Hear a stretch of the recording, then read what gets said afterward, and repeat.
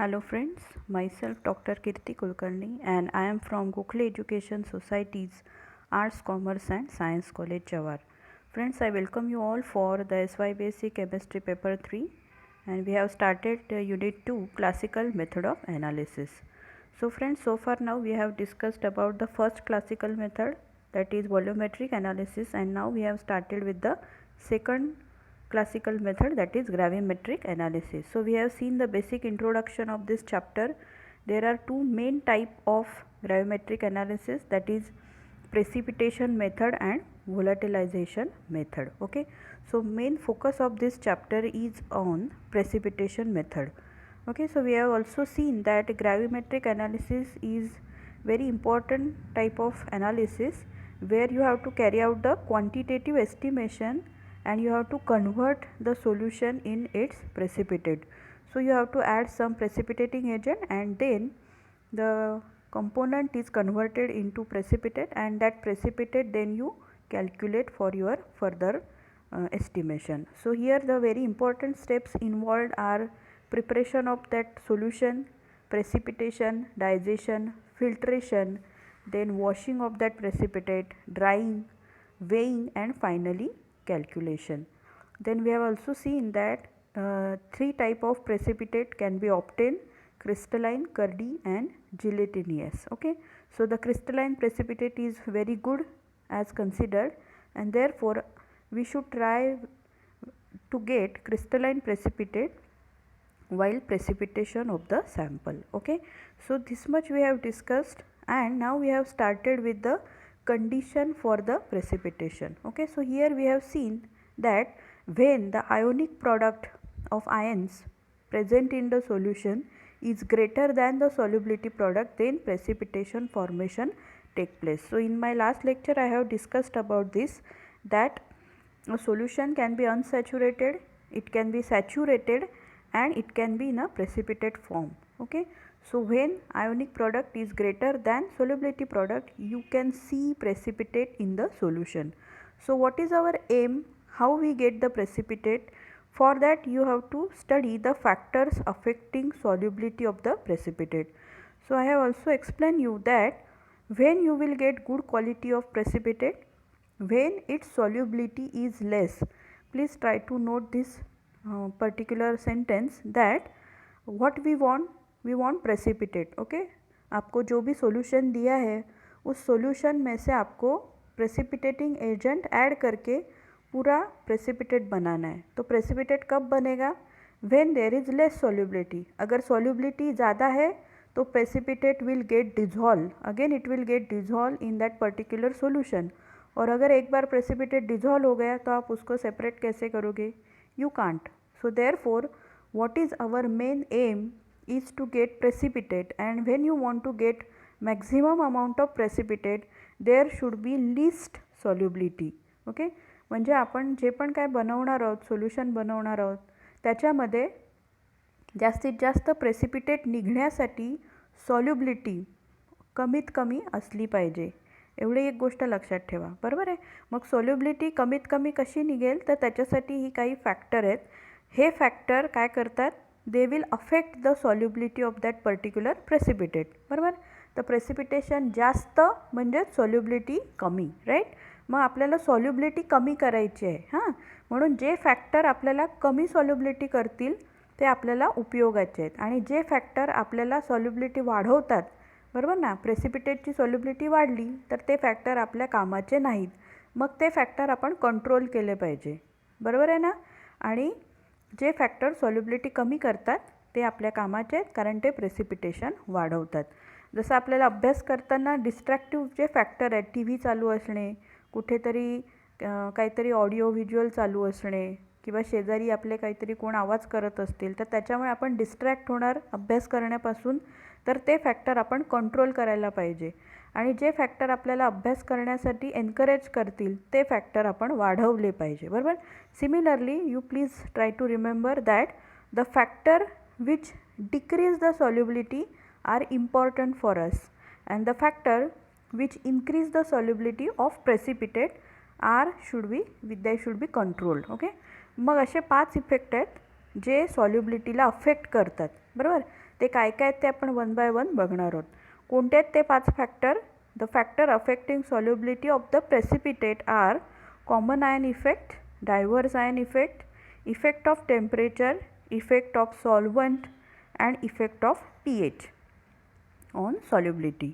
तर हे इफेक्ट काय आहेत वन बाय वन ते आपण बघूया. The very first effect is called as common ion effect. Okay, what is the meaning of common ion effect? हे सुद्धा आपण लास्ट टाइम थोडं बघितलेलं आहे की the common ion effect refers to the decrease in solubility of an ionic precipitate by the addition to the solution of a soluble compound with an ion in common with the precipitate. याचा सरळ साधा अर्थ असा होतो की तुमच्याकडे जे ion already प्रेसिपिटेटमध्ये आहेत त्याच्याशी कॉमन असलेले दुसरे आयन तुम्ही त्याच्यामध्ये ॲड केले in some other form of salt, तर ती जी तुमची सॉल्युबिलिटी आहे ती डिक्रीज होते. आणि आपल्याला डिक्रीज करायची आहे सॉल्युबिलिटी, म्हणून हा फॅक्टर आपल्यासाठी अतिशय इम्पॉर्टंट आहे. म्हणजे आपण सॉल्युबिलिटी कमी करण्यासाठी कोणता इफेक्ट वाढवला पाहिजे? कॉमन आयन इफेक्ट आपण प्रेसिपिटेशन करताना वाढवला पाहिजे. Okay, the solubility of a salt is less or decrease in a solution which contain common ion with your precipitate. So what will happen actually? हे असं का होतं तर बघा, adding an additional amount of one of the ion of the salt which is common generally leads to the increase precipitation of the salt. म्हणजे काय होतं की आता आपण साधं एखादं एक्झाम्पल घेऊया की AgClचं काय आहे सोल्युशन, म्हणजे त्याच्यामध्ये AgCl सिल्वर क्लोराईडची प्रेसिपिटेट फॉर्म झाली आहे. त्याच्यामध्ये तुम्ही परत सिल्वर सल्फेट टाकलं AgSO4, तर काय होणार आहे? सिल्वर सल्फेट ॲड केल्यावर सिल्वर हे आयन कॉमन होणार आहेत आणि त्याच्यामुळे त्यांचं कॉन्सन्ट्रेशन वाढेल आणि कॉन्सन्ट्रेशन वाढल्यामुळे सॉल्युबिलिटी कमी होईल आणि प्रेसिपिटेट वाढेल. Okay, so what we can say that adding an additional amount of one of the ion of the salt generally leads to increased precipitation of the salt which reduce the concentration of both ion of the salt until the solubility equilibrium is reached. म्हणजे काय आहे की एक ion वाढला आता जो common आहे आणि दुसरे आयन मात्र कमी आहेत, राईट.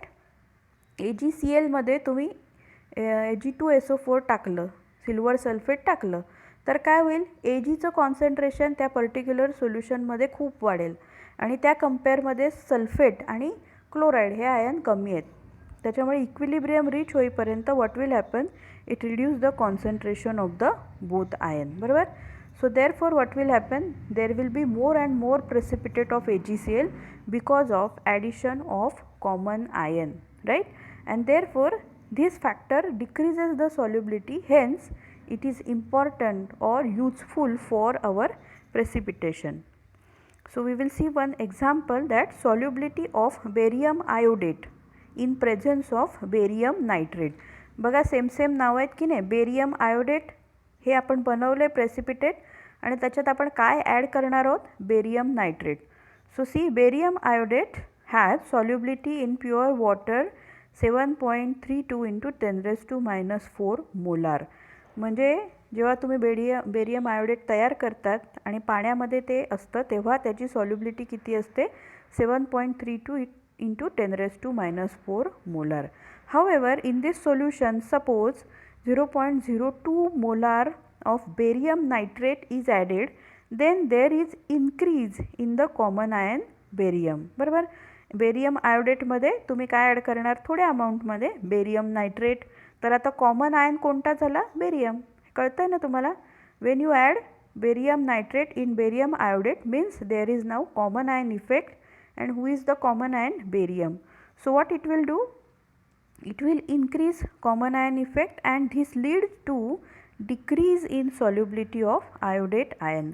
म्हणजे हे बेरियम आयोडेटचं जे सॉल्युबिलिटी आहे ती डिक्रीज होते because of common ion effect. किती डिक्रीज होते बघा? The solubility is reduce to 1.40 × 10⁻⁴ molar, about 5 times smaller than the earlier one. आता हे कसं काय बघायचं? तर पहिले किती होतं बघा? 7.32 है ना, आणि नंतर किती झाली? 1.4. म्हणजे जवळजवळ 14 पंचे 70 है ना. 14 आणि 70 आकडे कुठून आणले? 7.3, म्हणजे तुम्ही असं कन्सिडर करा 73 अँड 1.4 मीन्स 14. तर 14 पंचे 70 म्हणजे ही जी सॉल्युबिलिटी आहे ती 5 पट कमी झाली, बरोबर ना. आधी किती होती? 7.3. हे पुढचं जे आहे 10⁻⁻⁴ ते आपण राहू देऊ साईडला. सो 7.3 जी होती सॉल्युबिलिटी ती कमी झाली, किती झाली? 1.4, right. So that means solubility is reduced, right? And when solubility is reduced, that means precipitation is more. So for gravimetric analysis, we want more and more precipitate, and therefore this factor is important for us. म्हणजे जेव्हा तुम्ही precipitation कराल लॅबमध्ये, तेव्हा तुमच्याकडे जे ion आहेत ज्याचं तुम्ही प्रेसिपिटेशन करतात त्याच्यात जर तुम्ही दुसरे कॉमन आयन थोडेसे ॲड केले तर तुमचं प्रेसिपिटेशन वाढणार आहे. Okay, so that we will apply in our experimental knowledge, right? When we perform the experiment, we will use this factor. So that is all about common ion effect. When you add common ion, it will decrease the solubility, that means it will increase the precipitation, and therefore it is useful factor. Now the second effect is called as diverse ion effect. पहिला काय होता? Common ion. म्हणजे तुम्ही जर common ion add केला तर काय होईल? आता जर तुम्ही दुसरा कुठला तरी आयन ॲड केला means diverse ion, the other ion, then what will happen? Sometime adding an ion other than the one that is present in the precipitated salt itself can increase the solubility of the salt. Okay, म्हणजे बघा हा factor आपण control केला पाहिजे, कारण हा काय करतो तर तुमची जी प्रेसिपिटेट आहे तिची सॉल्युबिलिटी वाढवतो. म्हणजे तुमची तयार झालेली प्रेसिपिटेट परत त्या सोल्युशनमध्ये डिझॉल्व्ह होऊन जाईल आणि ते आपल्याला नको आहे.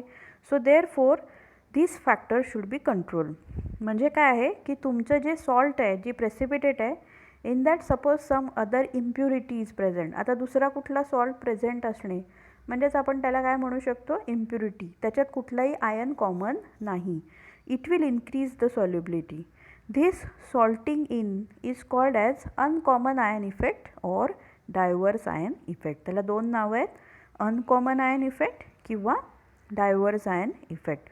So this factor should be controlled because when you add this type of uncommon ion, it will increase the solubility, and that we don't want because we want more and more precipitate. So suppose you add any foreign ion, दुसरा जो कुठला ion present होईल किंवा येईल त्याला आपण काय म्हणू शकतो? Foreign ion.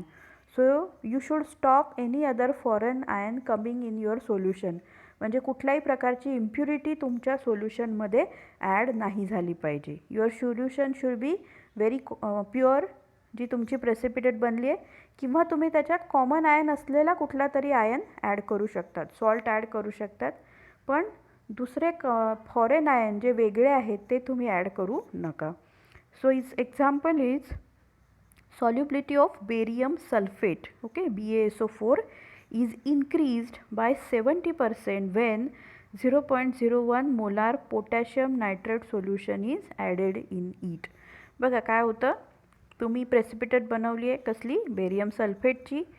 तर ती प्रेसिपिटेटची सोल्युबिलिटी 70% वाढते जर त्याच्यात 0.01 molar potassium nitrate solution add केलं. बघा आता बेरियम सल्फेट आणि पोटॅशियम नायट्रेट याच्यात कॉमन काहीच नाही आहे, चारही पण आयन वेगळे आहेत. 4 आयन आहेत की नाही याच्यामध्ये? There are 4 ions, barium, sulphate, potassium and nitrate. So nothing is common, and when such type of foreign salt is added it will increase the solubility, right, and we don't want that. कारण solubility increase होणे म्हणजेच precipitation कमी होणे, right. So therefore it is very necessary to control the diverse ion effect. You should not add any foreign ion, and you should control by addition of any impurity. So this is called as diverse ion effect. Okay. The next effect is called as effect of temperature on solubility. आता आपण ते बघूया. For many solids the solubility increases with temperature. The increase in kinetic energy that comes with higher temperature allow the solvent molecule to be more effectively break apart the solute molecule that are held together by intermolecular attraction. आपल्याला हे सर्वांना लहानपणापासून माहिती आहे की एखाद्या सोल्युशनचं temperature जर वाढवलं तर सॉल्युबिलिटीसुद्धा वाढते. Okay, generally the dissolution of solute in a solvent is endothermic process. Okay, heat is required to dissolve the solute in a solvent. Therefore the solubility and the solubility product also increases with the increase in temperature. ह्याचं example काय आहे बघा, simple की तुम्ही एक glass water घेतलं आणि you are adding NaCl in that. Okay, you are stirring it, तुम्ही त्याला ढवळतायत. हां, so what will happen, one step will come, you are adding 1 spoon 2 spoon 3 spoon. एक स्टेज येईल जेव्हा त्या वॉटरमध्ये आणखीन NaCl डिझॉल्व होऊ शकणार नाही. That is called as saturated solution. But suppose you are heating that solution, तुम्ही ते सेम पाणी जर परत तापवायला ठेवलं, गरम करायला ठेवलं, तर परत त्याच्यामध्ये तुम्ही आणखीन काही ॲडिशनल सॉल्ट ॲड करू शकतात. You can dissolve some more salt. This is called as effect of temperature. Means as you increase the temperature, what will happen, more and more salt will get dissolved in the same solvent. Means solubility of the salt increases with the temperature. मग आता हा factor आपल्यासाठी important आहे का? हो. आपण काय केलं पाहिजे, तर जेव्हा तुम्ही प्रेसिपिटेशन करत असणार तेव्हा तुमचं टेम्परेचर ऑफ द सॉल्वंट कमी असलं पाहिजे. बरोबर आहे ना. ते जर वाढलेलं असलं तर जास्तीत जास्त सॉल्ट किंवा तुमचं हे जे प्रेसिपिटेट आहे ते त्याच्यामध्ये डिझॉल्व होणार. So you should always control the temperature. Actually आपण ह्याचा यूज कसा करतो, तर आपण जेव्हा सॉल्वंट घेतो तेव्हा त्याचं टेम्परेचर आपण वाढवून ठेवतो. बरोबर. का वाढवायचं, तर बघायचं आपण किती जास्तीत जास्त डिझॉल्व होणार आहे ना, किती गरम केल्यावर किती लागेल जास्तीत जास्त ते आपण बघायचं. So just for the knowledge we should remember that effect of temperature on solubility is reverse. As you increase the temperature, solubility also increases. Okay, so you should control this factor, right? What is the example? Solubility of AgCl, silver chloride, is increased 20 times when temperature is increased from 298 Kelvin to 373 Kelvin. म्हणजे काय की AgCl ही जे आहे ज्याचं precipitate बनले आहे त्याची solubility 20 टाईमने वाढते जर तुम्ही त्या सॉल्वंटचं टेम्परेचर 298 वरून 373 केलं.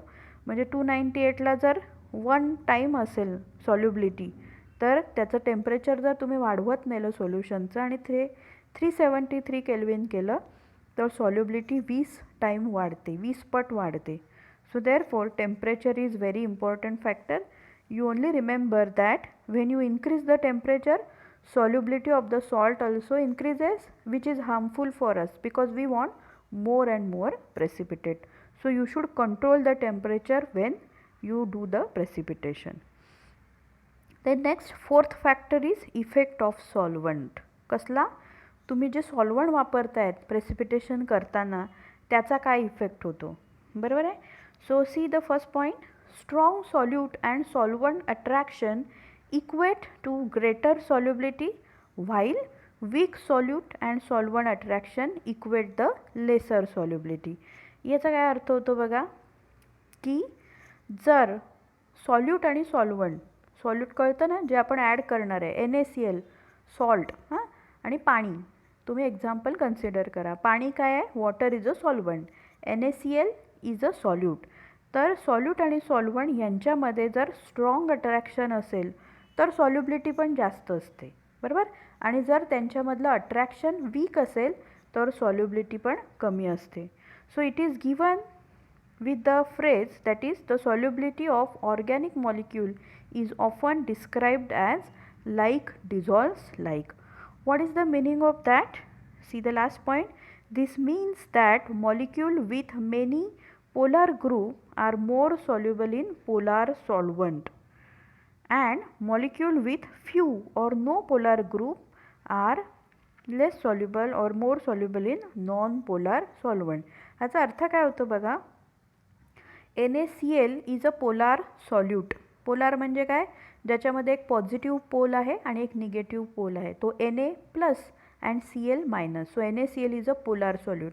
And it easily get dissolve in water. वॉटरमध्ये पण पोलार आहे H आणि OH. H2O कसा बनलेला असतो, H+ आणि OH-. म्हणून दोघं कसे आहेत, polar solute polar solvent. So they get easily dissolve in each other. This is called as like dissolve like. किंवा जे ऑर्गॅनिक मॉलिक्यूल आहेत बरोबर, कोणते, जसं की तुमचं कुठलं तरी ऑर्गॅनिक सॉल्वंटमध्ये ऑर्गॅनिक मॉलिक्यूल इझिली डिझॉल्व होतात because they are non polar, right. So this is the example of like dissolve like. If solute is non-polar, it will easily get dissolved in non-polar solvent. आणि ते organic जे substance असतात तुमचे ते easily त्याच्यामध्ये dissolve होतात, right. पण जर तुमचा सबस्टन्स किंवा सॉल्यूटच पोलार असेल तर तो इझिली पोलार सॉल्वंटमध्ये डिझॉल्व होतो. So this is the example of effect of solvent on solubility. म्हणजे जर तुमची प्रेसिपिटेट पोलार असेल तर ती पोलार सॉल्वंटमध्ये इझिली डिझॉल्व होईल, जसं की water, HCl, these are polar solvent, right. And if your precipitate is non polar, okay, तर ती कशामध्ये इझिली डिझॉल्व होईल, नॉन पोलार सॉल्वंटमध्ये, जसं की alcohol, benzene, carbon tetrachloride. Why this happens, because inorganic compounds they have less lattice energy, okay, आणि त्याच्यामुळे ते इझिली डिझॉल्व होऊ शकतात. So this is the factor which affects the solubility of the particular precipitate. म्हणून तुम्ही opposite type of solvent use केलं पाहिजे for precipitation, so that it will have less solubility and more precipitation. This is called as like dissolve like. म्हणजे polar solute polar सॉल्वंटमध्ये dissolve होतात आणि non polar solute non polar सॉल्वंटमध्ये dissolve होतात. Then last effect we will discuss is effect of pH on solubility. Okay, pH तर आपल्याला सर्वांना माहिती आहे. What happens, see, by changing the pH of the solution you can change the charge state of solute. If the pH of the solution is such that a particular molecule carries no net electrical charge, the solute often has minimal solubility and precipitation is more from that particular solution. Okay, याचा अर्थ काय होतो की pH सुद्धा particular सोल्युशनच्या सॉल्युबिलिटीवर affect करते, बरोबर आहे. If the pH of the solution has no charge then it will have easy precipitation.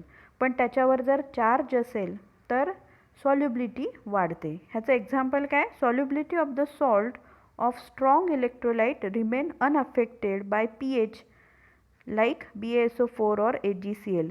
जे सॉल्ट स्ट्रॉंग इलेक्ट्रोलाइट आहेत, स्ट्रॉंग इलेक्ट्रोलाइट म्हणजे काय, जे जास्तीत जास्त डिसोसिएशन दाखवतात.